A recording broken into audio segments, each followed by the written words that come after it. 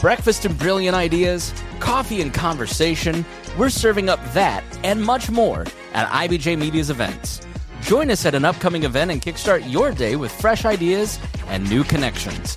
Check out our event lineup and register now at ibj.com/RSVP. This is the IBJ podcast for the week of Monday, February the 9th, 2026, brought to you by Taft. I'm your host, Mason King. Welcome back to the podcast, everybody. Doran Moreland grew up in Indianapolis, fell in love with politics and public policy at a relatively young age, and became the special assistant for Mayor Bart Peterson soon after he graduated from Indiana University in the year 2000. That's a pretty good introduction to how politics and policy work on the local level. Fast forward a quarter century or so, on Monday, February the 2nd, Moreland returned to the city-county building for the first day of his new job as Chief of Staff and Chief Policy Officer for the Indianapolis City-County Council. The 25-member council, dominated by Democrats, has new leaders, including President Maggie Lewis, who have said they want to emphasize policymaking, collaboration, and transparency after instances of internal infighting last year. Former President Bob Ossoly announced in December that he wouldn't seek re-election for the council's top leadership post, and has since announced a run for mayor.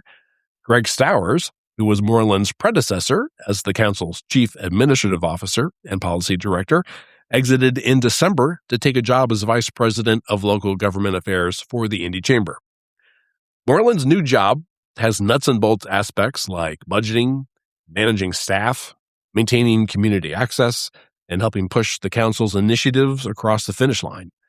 It also entails supplying higher-level policy guidance on topics like data centers, inclusive growth, the city's built environment, and maintaining competitiveness. In this week's episode of the podcast, he discusses the lessons learned from his father as a small business owner, his own foray into business, the administrative and public policy experience he's gained since then, and what he expects from his new position. Here's our conversation. It's my pleasure to welcome to the podcast Doran Moreland, who very recently was named the Chief of Staff and Chief Policy Officer for the Indianapolis City-County Council. Doran, I'm sure you're busy trying to hit the ground running over at the City-County building, so I appreciate you making time to come to the studio. It's my pleasure. So we briefly met 13 years ago when you were named to IBJ's 40 under 40 class of 2013. I don't expect you to remember this. So in that situation, my job was to interview all of the class members individually for short videos, just to give everybody a few moments in the spotlight. You couldn't have known it at the time, but that same guy was going to ask you 13 years later to answer for what you said in that original video. Okay. Lucky for us, I think it's germane to your new position. Okay. So I asked you, what can policymakers do to help Indiana take the next step? And then here's what you said. I remember I wasn't very happy with that answer, I think, but I've got a chance to redo it now. Yes, that's it. Okay. Yeah. Okay. If I could offer one thing, and since, my focus has been on government for the past few years, if government could play the role of a matchmaker of sorts in bringing together like-minded individuals, entrepreneurs, aspiring entrepreneurs, and even people who have done it and moved on, if we could set up more opportunities for people to get together, bounce ideas around.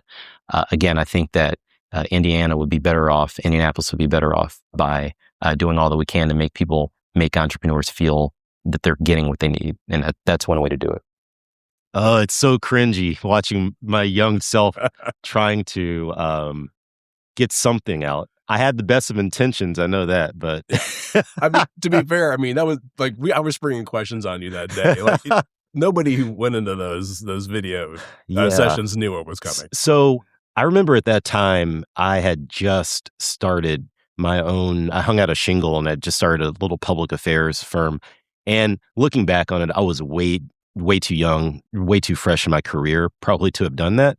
But you live and learn, and I don't regret it. But man, yeah, I think so. At that time, I was seeing myself as an aspiring business guy who is trying to take a knowledge of public policy and help other business owners and nonprofits. And like I said, I had a lot more to learn before I was probably as marketable as I thought I was back then. But that wasn't, for that question, that wasn't an unusual answer, though. I mean, there's always a sort of a theme of being able to convene people, bringing the right people into the room at the right time. Absolutely. So, yeah. I mean, is that comment, the spirit of that, relevant to the work you're going to be doing with City County Council? 100%. I do. I think the word connection is always, well, there are two words, connection and diversity. When I say diversity, what I mean by that is this past week, I've had the opportunity to meet every member of the council, every member of the staff, and of course on the council, all geographic areas of Marion County are represented.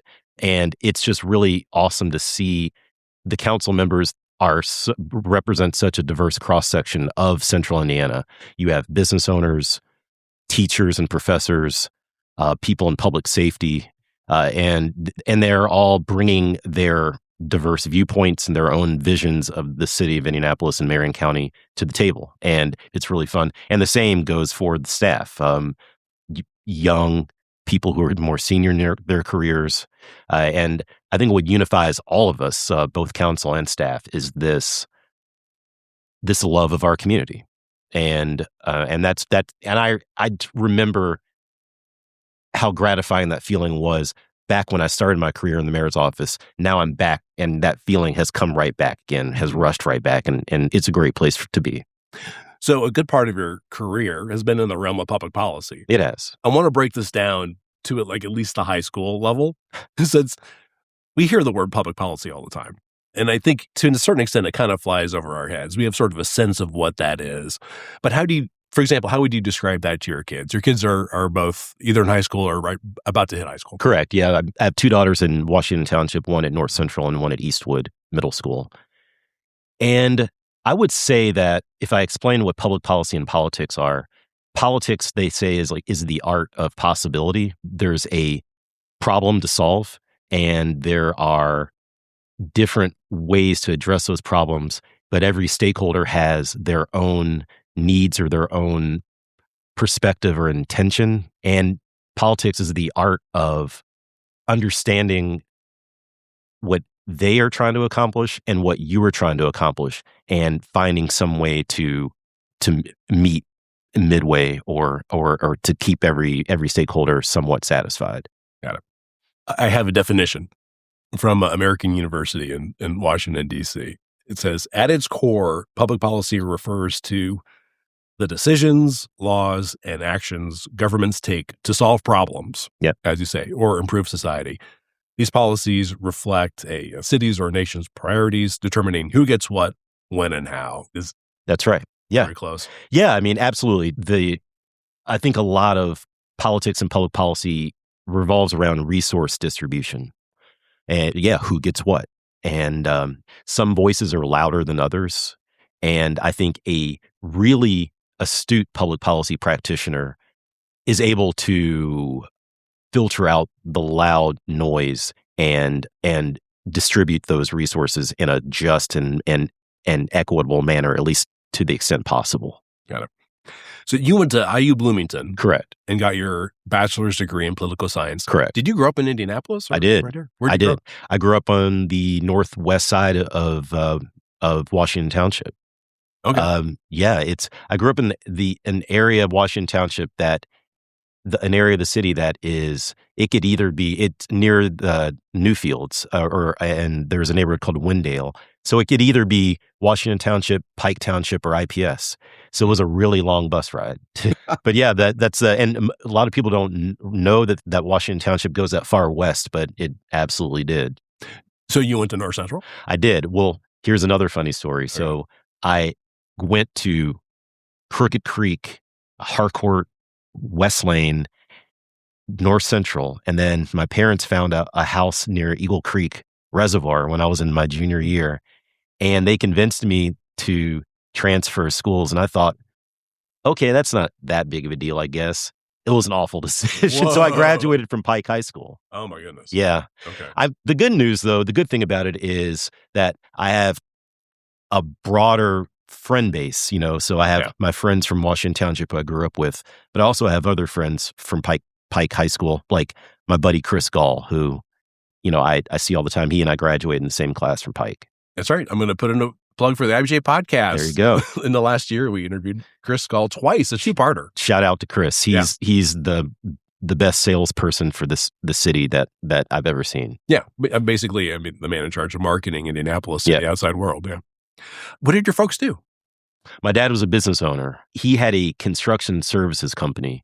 And so construction services, at least the way he defined it, was after a big building has been built, say a school or a prison or a stadium, they would come in and put all the furnishings inside of it. So like stadium seats, restroom partitions, chalkboards in big schools. So he never worked with the brick and mortar of anything. He worked with the like components that would go inside of places that had like a lot of things, like a lot of seats or a lot of restroom partitions, things like that. And I would help him out. I'd come home during the summers, and I guess you could kind of say I was like an intern.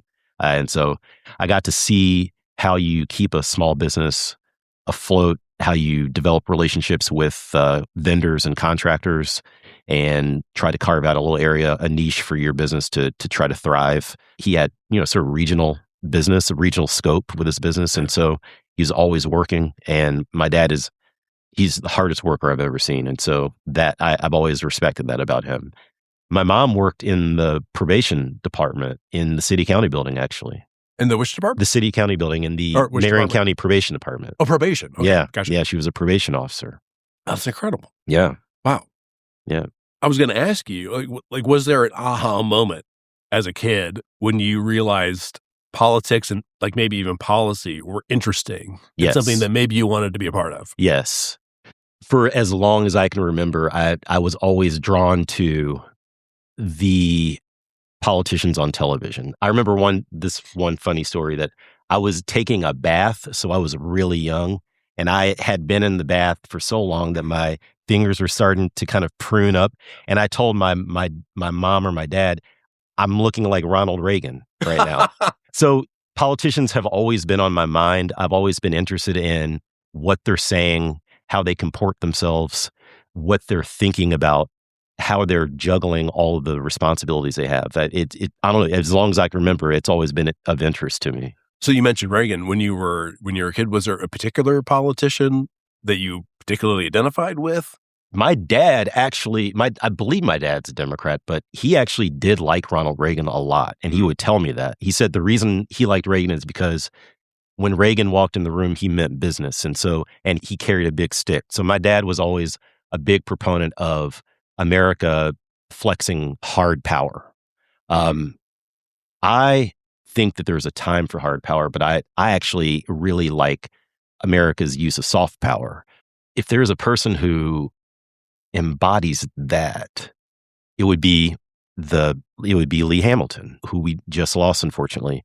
Lee Hamilton was always a huge proponent of diplomacy, and so that's and also very willing to work across the aisle. So those are the kinds of political traits, characteristics that I would like to embody or that I gravitate toward. So by the time you got to IU, were you already on that path? No. So IU, I tell people, that university is called a university for a reason. I tried 3 different majors. Yeah. I started in the business school, accounting, A201, which is supposed to be a weed out course by design. It did its job. Is that accounting? Accounting. Yeah. Right. I hated it. Yeah. Then I tried journalism. Actually, I think I'm a pretty decent writer. And my dad said, well, hey, you're a good writer. Why don't you look into journalism? And it was okay. Then I did realize at that point that I was gravitating toward the humanities, and I landed on political science, and it was just like the skies opened up. Okay, let's take a quick break to hear from our sponsor. This is the IBJ podcast. Taft Today's modern law firm. At Taft, we cultivate a highly respectful, transparent workplace that fosters creativity, teamwork, inclusion, and diversity. We couple our culture with a client-first approach, rewarding lawyers who understand their clients' goals and work to deliver success. Taft, the modern law firm. To learn more, visit taftlaw.com. Spring is coming, and that means it's time to bring your backyard back to life. At Indie Grills, we design and build custom outdoor living spaces that turn your patio into the best room of the house. From stamped concrete patios to cozy outdoor fireplaces to fully custom outdoor kitchens built for grilling, gathering, and entertaining, we do it all. We handle everything from design to build, and we're known for doing it one way. Built fast, built right, on time, and on budget. So before summer fills up, start now. Visit indiegrills.com and schedule your outdoor living consultation today. Indie Grills. This is where spring begins. All right, we're back with this week's edition of the IBJ podcast. In my interview with Doran Moreland about becoming the new Chief of Staff and Chief Policy Officer for the Indianapolis City County Council. So after graduating from IU in 2000, you start developing like a real street-level education in politics. You work for Indianapolis Mayor Bart Peterson and then Senator Evan Bayh. Can you tell me a little bit about those experiences, how those came about? Sure. So going back to IU, as a senior in political science, I found an internship in the summer going into my senior year for this gentleman named Bart Peterson, who was running for mayor in 1999. And so that's where I first met Bart Peterson. I was still a student in Bloomington, spent my entire summer with him, going to all of his campaign stops, waking up and driving to his house. And he would jump into my Jeep Cherokee and we would drive all over the city every day, all summer. And I finished up school and I was fortunate enough to be able to slide into his administration. I started out as the Deputy Director of Constituent Services and then did that for a few months, and then I became his special assistant. So I was doing kind of similar to the campaign work or the internship work. I was his right-hand person, this time for all official events. Lots of hours, basically working 7 days a week. It's fast-paced, but it was the best job the person my age could have gotten. I've seen all corners of this community. I've been to basically all grade schools in this community. All the churches, all the community centers, and you see and hear everything, and you just get an appreciation for what it takes to run a big city like this. It's just a very complex enterprise, complex endeavor. Mm-hmm. And then Senator Bayh. Yes. So worked for Senator Bayh for, for 5 years, primarily in Indiana. So my role there was to take the work that Senator Bayh was doing in D.C. A lot of it is it can be sort of esoteric and the way that ideas and policies weave and wind through the Senate with its really kind of arcane rules. It's hard to distill and describe back to Hoosiers back in the state, but that's what we attempted to do. So we would take a policy or a problem that Senator Bayh was trying to address, like say, for instance, attacking China trade, foreign trade policies. My job was to find a small business in Indiana that was being affected by these policies that Senator Bayh was trying to remedy. And so we'd essentially tell stories. The senator would fly in from D.C. He'd walk on the floor of a small business that would stand to benefit from this policy change that the senator was trying to address. And that it was really fun to try to take something that's complicated and distill it down to a story that people can digest and understand and appreciate. So at the time that we interviewed you in 2013, so you were the founder of the company called Exponent Strategies. Correct. Which is a consultancy that helps clients navigate government regulations, offers policy analysis, communications advocacy, stuff like that. As I recall, the decision to hang out your shingle in 2011 wasn't necessarily easy. How did you arrive at that? Yeah. So to be clear, I had always had this itch for trying to start a business. Maybe it was because of, watching my dad doing it. But so after working in government, first in local government and then federal government, together for about a decade, I tried to go into the private sector, and I didn't really like the experience initially. And I quickly found, after about a year of working for this small firm for someone else, I found myself out of a job and had to crunch the numbers with my wife. And after a lot of hard conversations, I took a gamble and tried this business. And while always kind of looking for the next opportunity, while I was doing that, next thing you know, I was 3 years had gone by, and Exponent Strategies is actually still an LLC, but it's I've moved on to greener pastures, I think. Right. Well, you started going into education policy. I did. As I recall. I did. That's right. That's right. So I was initially really into the social justice aspects of the school choice movement. At that time, public schools in Indianapolis were really in a bad way. And and in IPS specifically, it was a completely different school system than it is today. And I was frustrated. I wanted to be a part of a movement that could deliver better results for these young people and their families. I'd learned a lot of lessons during in my time in the school choice movement that educational entrepreneurship is a good thing. Allowing teachers, I think probably one of the most important things I learned is that allowing good teachers to have the autonomy to shine and be their best selves in the classroom is critical.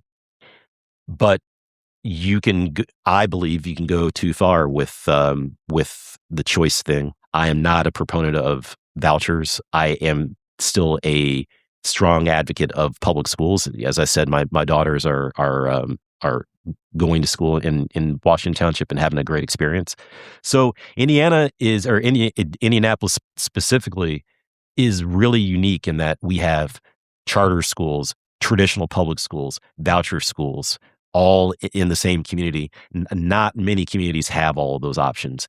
What that does is puts a lot of pressure on parents to be really savvy consumers of education. And I'm concerned that there aren't enough neutral resources of resources for families to go to get unbiased, unvarnished information to help their children. You were with the IB Tech Community College, correct? For a bit. What were you doing with them? I was working on the campus level as the equity officer for the Indianapolis campus, and then ultimately became the interim vice president statewide, doing educational equity work across all 19 campuses. Okay. You were senior consultant for Indianapolis-based consulting firm Resultant. I Correct. know that I've written about them, but my mind is a blank. What does Resultant do? Resultant's right here in Monument Circle. They are now I feel really no. They are a tech-focused management consulting firm. Some really brilliant data scientists and engineers work at Resultant. I was the person who would work alongside them as a subject matter expert in public policy things. The other thing that I ended up doing was, when you're working on a project for, say, the state of Vermont or the state of New Jersey, and they're spending a lot of money on a data project, those legislators want to know, where did that money go? How did you move the needle for us? And so I would actually end up writing about all the technical work we did. So I would kind of translate the data speak into a narrative that lawmakers could understand and appreciate. Oh, that's fascinating. Yeah. It was. Yeah. I worked there for a couple of years, and it actually it was an awesome experience for me because it exposed me to the world of data science, which as a humanities guy was like a really novel experience. And you and your wife have a business together.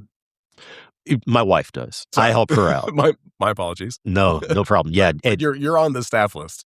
That's right. Yeah, Kristen is a certified change management and strategic planning facilitator. She works really only with nonprofit, mission-driven organizations, but really big ones. And she is, of course I'm biased, but she's the best at what she does. Okay. So the job of Chief of Staff and Policy Director for the City County Council came open recently when your predecessor, Greg Stowers, left to lead government affairs for the Indy Chamber. So your move to Chief of Staff for City County Council, I mean, it seems like a pretty big step from what you've been doing over the past couple of years, which has included earning, and maybe you've not totally earned it yet, your doctorate. I'm almost there. Almost there. I'm almost there. I'm pretty much done with the classes, and now I'm starting to focus on the dissertation. Okay, and your doctorate in what? American Studies at IU Indy. Yeah, American Studies is multidisciplinary. So for me, it's a little bit of sociology, a little bit of history, and a little bit of data science. So it's steeped in social sciences. Yeah. My dissertation is focusing on civic engagement. So I plan to interview people, talk to people about how they show up in community, in community matters. I think, and these are just regular people. I think that there are so many stories that can be learned from by doing something like that. Mm-hmm. So is this position then, as Chief of Staff and Chief Policy Officer for the Council, is this as close as you've come to being able to actually implement policy? Or am I totally misunderstanding this? Yeah, I think you could say that. To be clear, though, I'm there in service of the council. So I report at the pleasure of the president, but I'm there to serve all the council members. So really, I see myself as kind of like a moderator, or for their ideas, trying to find salient themes, trying to help push their ideas across the finish line. And the council has some very important functions for local government. Obviously they're the stewards of the funding for our community. And so the council has its own, and President Lewis and I have talked about this a lot. The council has its own unique story and its own unique set of insights that often works in concert with 25th floor and the mayor's office. But sometimes there's the story and the perspective can kind of diverge. And so I think what we're going to do together is artfully assert our support for what's happening with the administration, but also find those opportunities to show where the council has its own unique voice. Mm-hmm. Yeah, maybe you should just explain to me what the job is. Oh yeah. I mean, we sort of know what a chief of staff is, and we sort of know what a policy director is. But I mean, at the heart of the job, what do you think you're going to be doing? Yeah. So believe it or not, we have a team of about 11 people that work in service of the council. And that's actually a larger team than I had realized before I took this role.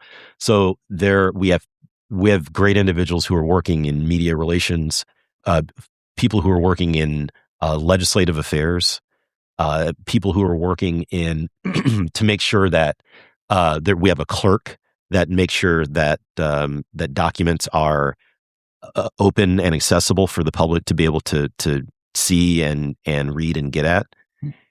And then you have me who at his best tries to make sure that all those functions are operating well. But also, I think that I should be projecting a sense of openness to the community. So there's always this element of constituent services that really kind of permeates through all of those different functions that I talked about. And then, of course, I'm there to serve the council members themselves. There we have a Democratic caucus of the council. We have a Republican caucus of the council. And I'm there as a resource to both of them. We did an exit interview with Greg Stowers, and I thought that this comment was revealing. He said, "The council role has been incredibly helpful for me. It's easy to come in and see the political aspect of it and the advocacy aspect of it. But the governing piece is something I was really able to dig into, really help explain, educate a number of items over the years, not only to constituents, not only to politicians, but also the community at large." That kind of speaks to what you're saying, I think. Yeah. I think for anybody who has gone this far in their career in this kind of area, we're all political animals, but the politics is really kind of like secondary or maybe even lower down the line. To me, this role is more about service to the community. The other thing too that's really attractive about local government is, that old saying that all politics is local. Unfortunately, nowadays it seems like all politics is national. Yeah. And I really think that we're just missing an opportunity to. We need to get back to the matters that are really are affecting us in our communities. And for those of us who study government and care about civic engagement, beating people over the head with national policies all the time is actually the worst thing to do. In order to get people involved and engaged civically, you really want to address, how are things going in your neighborhood? How are things going in your schools? What do you need to make sure that your family is thriving? Like those are the ways that you can get people to like lean in more to in their communities, and so I'm excited about the council and being able to address matters that are really close to home for people. Is it possible to say with some specificity, like what kinds of public policy issues you're going to be dealing with? Yeah, so the issue of the day right now are data centers. I've been on staff for a week, and it's data centers every day so far. What's really fascinating about the data center thing is they're affecting both rural and urban communities in Indiana, and so that's not something you see very often, where all cross sections of Indiana are being impacted. But I mean, I think also a focus on the built environment is going to be important. How are we making sure that every citizen, regardless of their geography, is getting a healthy, high quality built environment for themselves and their family? Affordability, of course, is always important. Great schools, as we talked about earlier, inclusive growth, which the Indy Chamber talks about a lot, making sure that the best of our community is being spread out equitably so that every family is getting the best experience possible. And then let's not forget that cities like Indy are always competing with other major cities. And so we've got to make sure that we're delivering a product that can attract new residents. That's always got to be a top of mind. Like how are we stacking up? What are some signifiers that can help us separate from other cities that are kind of on the same tier? Yeah. So the city county council is a legislative branch, obviously, of the city government. There are 25 councilors, 19 Democrats and 6 Republicans. Each represents a specific part of the city, which has the same outer boundaries as Marion County. So while the council has a majority of Democrats, you serve the whole council. That's right. Yeah. So as chief policy officer, would you provide, for example, policy research to anybody that needs it? Absolutely. Yeah. So let's say that I decided to run for, I don't even know what district I'm in, 3 maybe? Okay. So I'm now the counselor. I'm in District 3. So yeah. So, okay, we're probably close. Yeah. Washington Township. Yeah. Like, man, I'm really interested in, let's say, data centers. What have other cities done in this situation? I turn to you for that answer. That's right. Exactly. Mm-hmm. Yeah. Yeah. My team will provide research so that the legislators, the policymakers can make informed decisions. And because I am a researcher by training through this PhD that I've been earning, it's natural. It's actually something I'm really looking forward to. Mm. Is there also just an administrative side of this as well? Like you're helping guide the counselors through a budget process. You're helping set schedules, helping them manage key projects, things like that. Yeah, all those things. Yeah. Yes. Yeah. On any given day at the city county building, there is some sort of meeting for something involving counselors. You don't have to go to all those meetings, do you? Or if you do, that's a good question. I'm learning actually where I need to be and for how long. Yeah. I actually had a conversation that's sort of related to this yesterday with one of our council members. Actually, in fact, my council member, Dan Boots. And I asked him, I was speaking to him about his other elected colleagues. I was like, do you want to meet alone with the other elected officials and then I come in later? And Councilor Boots said to me, oh no, we need you there because you're the one who is doing this full time. We're all busy doing other things. Right.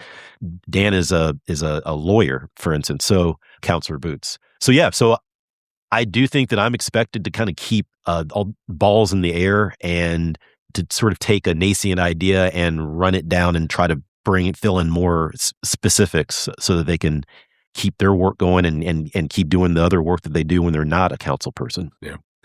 So a couple of weeks ago, IBJ's Taylor Wooten wrote that the new leadership of the council wanted to make a concerted effort to eliminate internal infighting and other kinds of drama. As the chief of staff, do you have a role to play in that somehow? I try to not. I told President Lewis that I am the type of person who will never make myself part of the story. But I do think that there is a part of the role that is that requires a lot of listening and patience and understanding.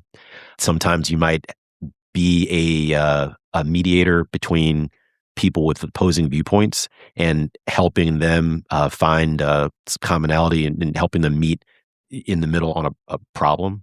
Yeah, I mean, I think to that extent, yeah, I do think there's a role for the chief of staff to play in making sure that we aren't mired down in disagreements, because if there's one thing about city government is that it moves at a frenetic pace, and you could be focused on one thing one month, and then the next month or next couple of weeks, it shifts to something else. And so there really isn't a whole lot of time to lose in gridlock on certain matters. So to the extent that I can help move things along, I do think that that's what an effective chief of staff, that's a role that they would play. Yeah. And I think leadership really was interested in focusing on policymaking, collaboration, and transparency. I mean, are those three words that you're hearing a lot now? Absolutely. Absolutely. As you look ahead, let's say like 6 months, what's the biggest challenge, you think? I think the biggest challenge, it goes back to what we were talking about earlier, resource distribution. There's been a lot of emphasis on public safety over the past few years, and I don't imagine that will change anytime soon. But and there's been a lot of emphasis too on quality of life, and so I think our city leaders have been trying to do both. You can do both. You can provide robust public safety while also providing a healthier, more sustainable built environment for people, and making sure those things are spread out equitably. So that's in a state like Indiana that operates with a lot of sort of fiscal austerity. It's a challenge to provide those things when you've got some legislators on the other side of Market Street that have other priorities that and sometimes actually involve themselves in local policy. So that really is, to me, that encroachment from state lawmakers and from people in the state house into local matters, into local policy. That's a red flag that's kind of in the back of my mind. Okay. Mayor's office, or Mayor Hogshead, has a new chief of staff, Chris Bailey, who was the former chief of police for IMPD. Yeah. I bet you've met him. I have. We actually are having lunch next week. Okay. I've only seen him in passing. We've been in a couple meetings already this week. Seems like a great guy. I've been a huge fan of his from afar as he's been leading IMPD. I also got to meet the new chief of police, and so it's actually been a really action-packed week, which is exactly what I would expect with local government. Like I said, it just moves fast. So what are you the most excited about? When I started my career in the Peterson administration back in 2000, 2001, downtown Indy was a crown jewel of the Midwest. And things have changed, but I'll tell you what, from what I'm hearing in 2028, 2029, 2030, downtown Indy is going to experience a renaissance. The Circle Center development will be done by then.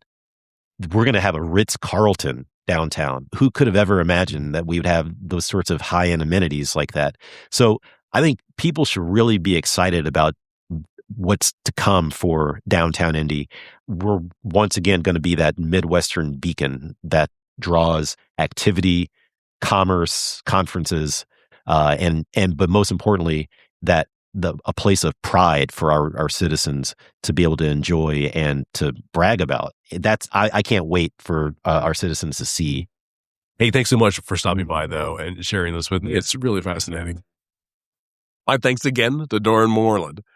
And folks, before you get on with the rest of your week, there are a few stories in this week's edition of IBJ I want to draw to your attention.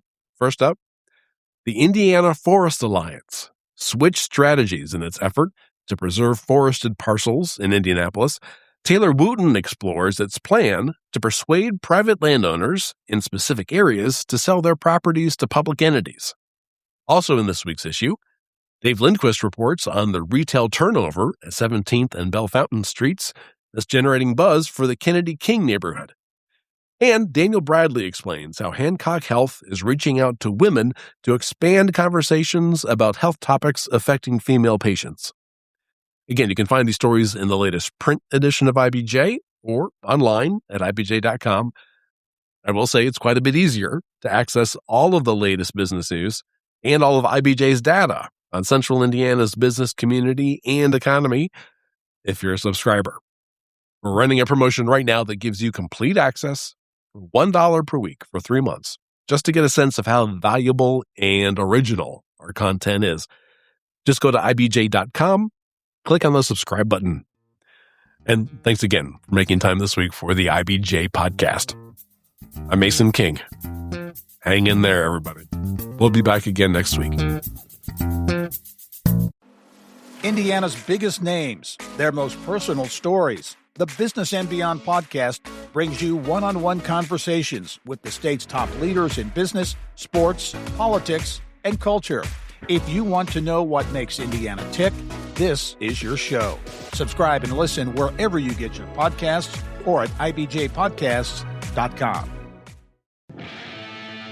The IBJ Media Podcast Network is the soundtrack of a growing state. Indiana is on the move, and you can hear it happening on the IBJ Media Podcast Network. We bring you the voices at the center of our economy, our courts, our companies, and our communities. Subscribe now and be part of the conversation that's building Indiana's future. Find all of our shows by searching IBJ Media in your podcast app or visit ibjpodcasts.com.